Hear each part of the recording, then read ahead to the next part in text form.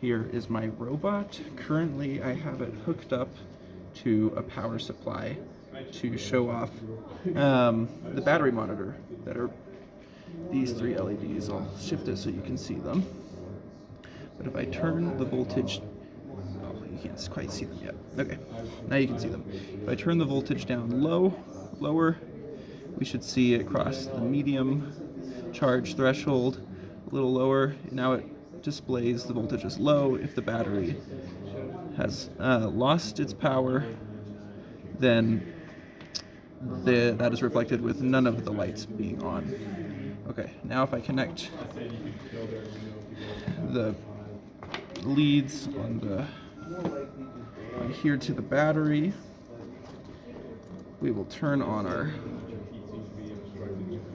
there we go, okay.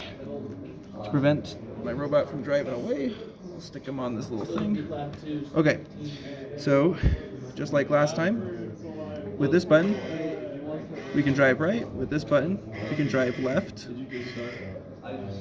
So, driving left, driving right, driving straight. Okay. Now, if I turn the collision on, I can't drive. If I'm able to push them at the same time. Pushing them at the same time doesn't drive right, doesn't drive left. If I was driving and I hit the collision, they turn off. So this is me hitting the collision.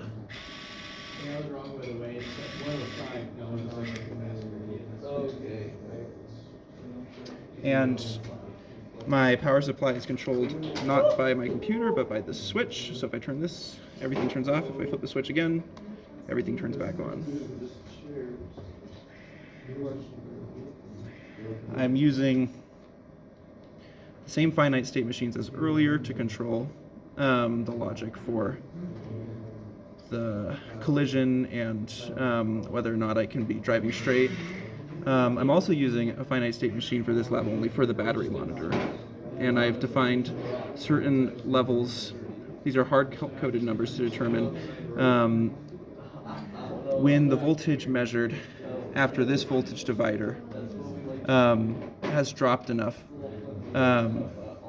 Basically, I defined certain values, like 8.1, anything above 8.1 means a full charge. This voltage divider divides that essentially in half. So when my Arduino Nano reads a voltage around 4 or lower, then it knows to switch this light from on to off. And that is my robot.